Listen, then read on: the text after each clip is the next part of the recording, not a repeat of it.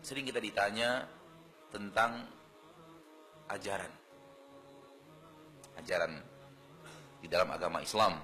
Misalnya berkelompok-kelompok, berpecah, kelompok ini, kelompok itu, kelompok ini, kelompok itu, dan semacamnya. Saya sering mengatakan, tolong selidiki kapan aliran itu dan ajaran itu didirikan, dan di mana dia didirikan, siapa yang mendirikannya. Itu biasanya kelompok-kelompok sekte-sekte dalam agama kita, dalam agama Islam maksudnya, itu ada pendiri didirikan oleh si Anu di sini tahun sekian, kan begitu ya. Saya katakan kalau ada pendirinya, ada tahun berdirinya, ada kota berdirinya, itu bukan agama Islam.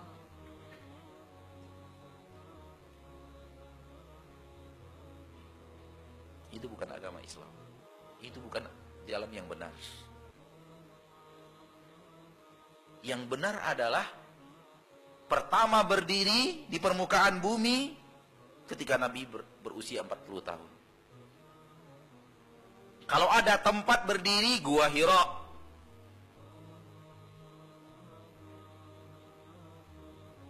Kota berdirinya Mekah.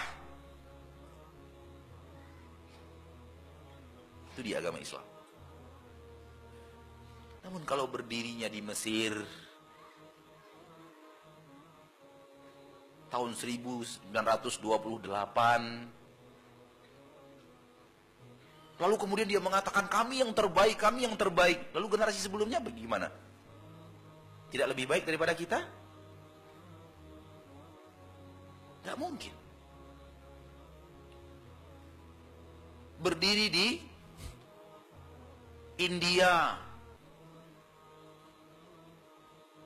lalu bagaimana generasi sebelumnya? Lalu bagaimana Imam Syafi'i tidak faham? Bagaimana Imam Ahmad tidak faham? Kenapa Abu Bakar tidak mengerti hal yang seperti ini?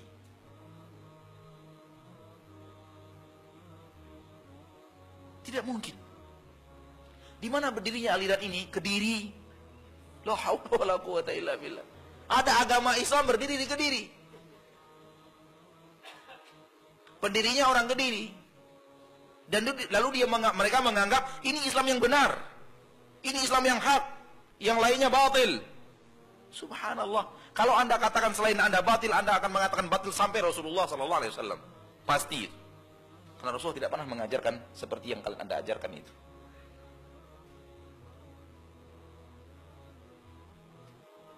Oleh karena itu dakwah salaf kembali kepada Al-Quran dan hadis yang kita dakwahkan ini tidak punya pendiri, tidak punya negeri berdiri, tidak punya tanggal pendirian. Coba siapa yang mendirikan? Gak ada. Di mana didirikan? Gak ada. Tahun berapa berdiri? Enggak. Kalau ada, kita hanya akan mengatakan berdiri di kota Mekah. Dari Nabi Muhammad SAW. Ketika beliau berusia 40 tahun. Karena ke sana kita kembali. Ke zaman itu. Maka berhati-hatilah dengan nama. Berhati-hatilah dengan hiasan luar. Kembalikan kepada Islam yang sebenarnya. Islam dibawa oleh Nabi kita tercinta Muhammad sallallahu alaihi wasallam.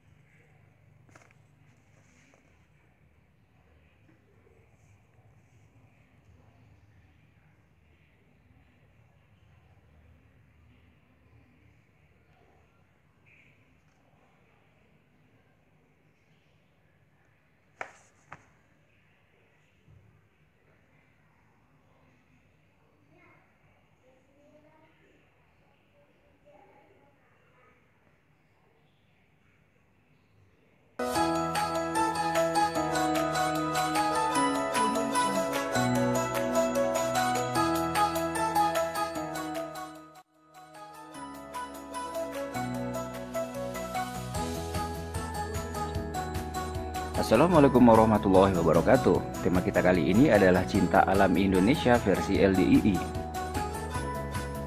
Untuk mempermudah sebagai rujukan, para jamaah bisa langsung membuka makalah Cai masing-masing pada cetakan tahun 2006.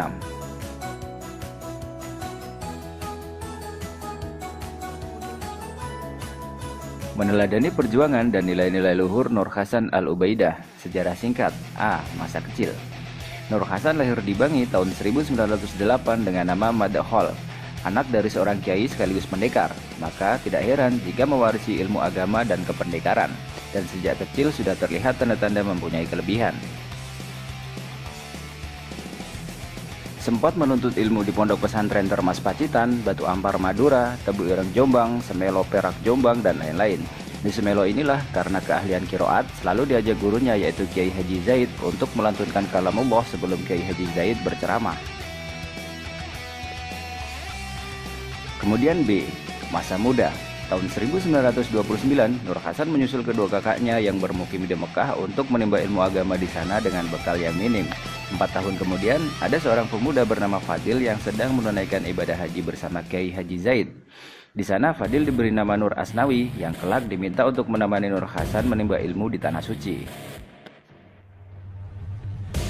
Nur Hasan sempat berdebat ilmu agama dengan ulama Mekah selama setahun, namun selalu kalah. Kemudian dia sadar bahwa ilmu ulama Mekah berdasarkan Quran hadis secara mangkul adalah benar, dan akhirnya berguru dan menimba ilmu kepada mereka, antara lain Syekh Abu Syamah, Syekh Muhammad Siraj, Sayyid Amin, Syekh Bakir, Syekh Malik, dan Syekh Abdul Razak.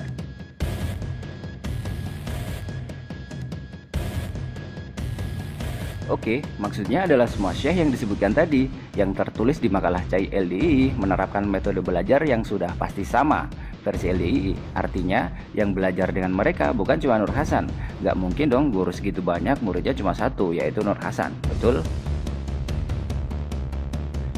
Dalam referensi lain dijelaskan, pada tahun 1933 belajar hadis Bukhari dan Muslim kepada Syekh Abu Umar Hamdan di Maroko, dan tahun 1937 berangkat ke Mekah dan belajar di Madrasah Darul Hadis dekat Masjidil Haram. Sudah pasti yang menimba ilmu kepada para syekh yang disebutkan itu murni Quran hadis. Kalau versi LDI baru sah dengan metode musyayafah dan munawalah, bukankah ulama di Indonesia selain Nur Hasan juga menerapkan itu dalam menuntut ilmu? Saya yakin Anda tahu persis mangkul itu apa. Ada yang belum tahu? Oke, kita pahami dulu supaya mudah dimengerti dan dicerna.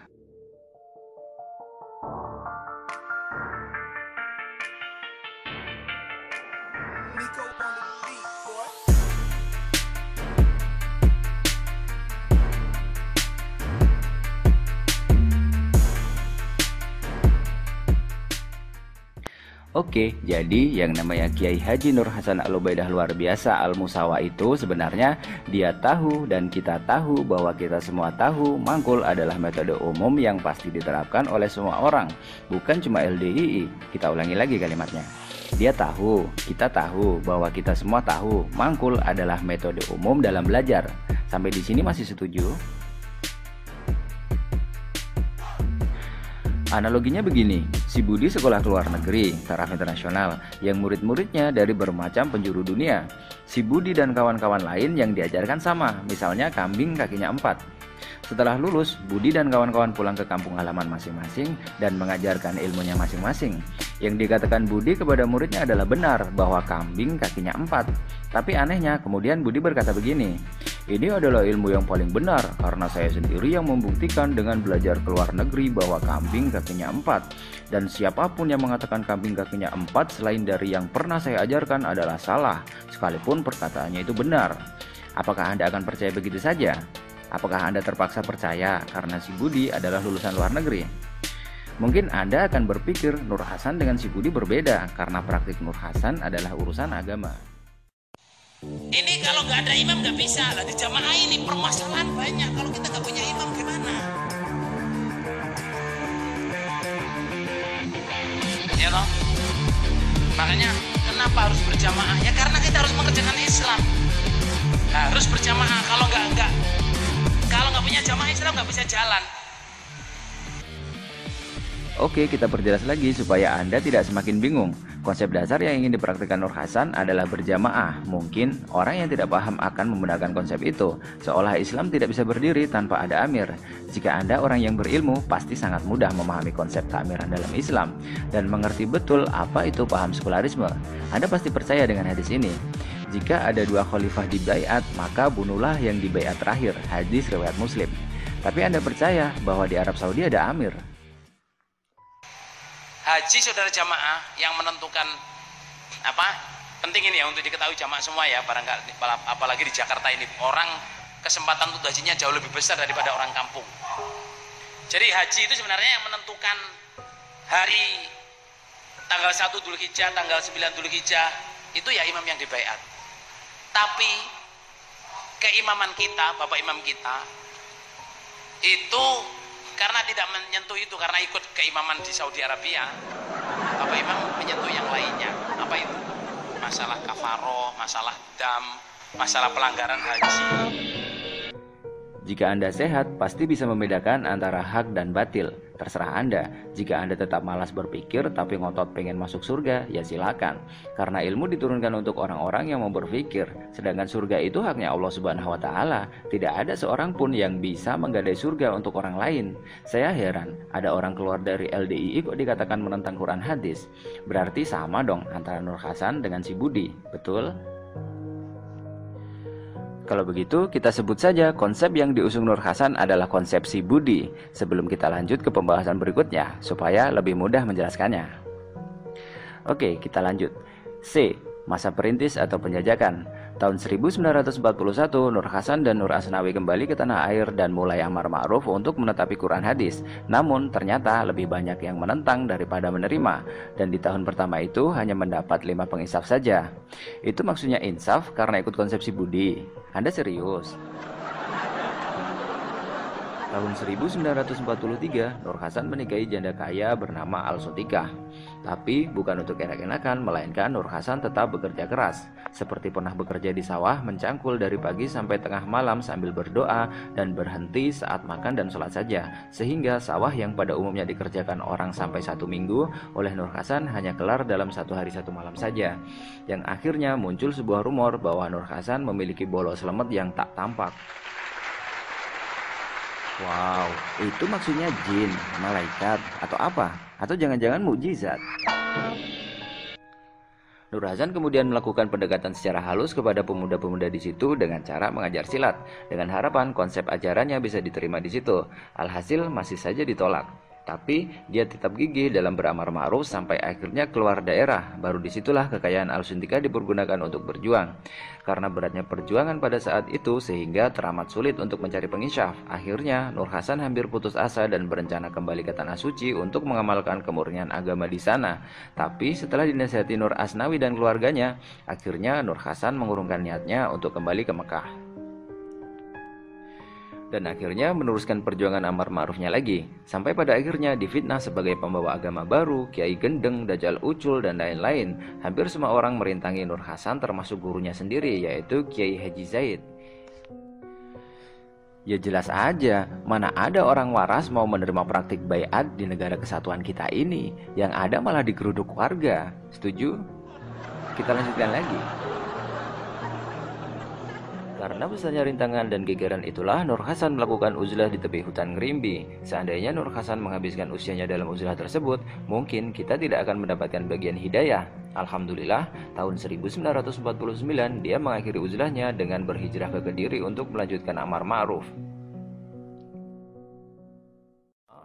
Jangan-jangan di tepi hutan Ngerimbi itu Nur Hasan dapat wangsit lagi dari malaikat Jibril untuk hijrah, dibaiat, membangun kekuatan, dan lain-lain. Nah loh, jadi umat Islam waktu itu dianggap apa? Pondok-pondok pesantren yang katanya tempat Nur Hasan menimba ilmu itu terus dianggap apa? Jahiliyah, ahli bid'ah, atau kafir? Sejauh ini saja belum ada ulama LDII yang bisa membuktikan praktek infak persenan itu bukan bid'ah, 5 bab itu bukan bid'ah, surat tobat itu bukan bid'ah, dan masih banyak lagi praktek bid'ah yang tidak bisa dibuktikan secara ilmiah. Anda setuju? Betulkah itu? Mana yang tidak setuju? Silakan Anda tinggalkan pembahasan ini karena nggak akan ada gunanya. Justru akan menenggelamkan Anda pada kebingungan yang nyata. Karena itu artinya otak Anda belum cukup mumpuni untuk memahami secara mandiri. Jangan dipaksakan atau Anda akan stres. Tapi jika Anda setuju, jangan khawatir. Itu artinya Anda mampu mempergunakan karunia Allah Subhanahu wa taala secara benar. Kita ini saudara sesama muslim, saudara sebangsa dan setanah air. Kita harus sadar bahwa Islam tidak mengajarkan manusia untuk membelenggu manusia lainnya. Itu sebabnya kenapa Nabi SAW tidak pernah menunjuk secara langsung siapa yang akan menggantikan setelah beliau wafat.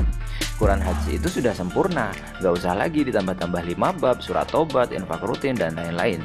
Sekali lagi, coba Anda buka surat Al-Baqarah ayat 215 dan 219. Silakan pahami isinya.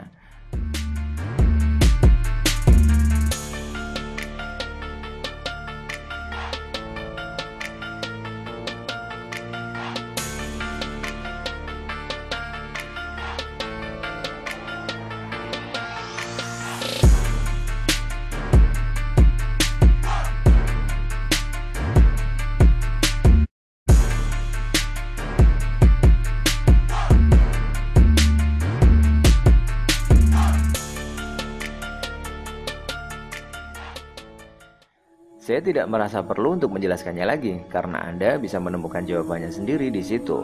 Jelas bahwa sejauh ini cuma Nur Hasan yang dengan lancang berani mengutak-ngatik isi Al-Quran untuk menggugurkan agenda jamaah bayar pajak tiap bulan untuk mensucikan harta. Sedangkan yang katanya di Arab Saudi ada keamiran versi LDI hanya menerapkan infak wajib hanya setahun sekali. Jadi yang mana imam Anda? Nur Hasan atau keamiran Arab?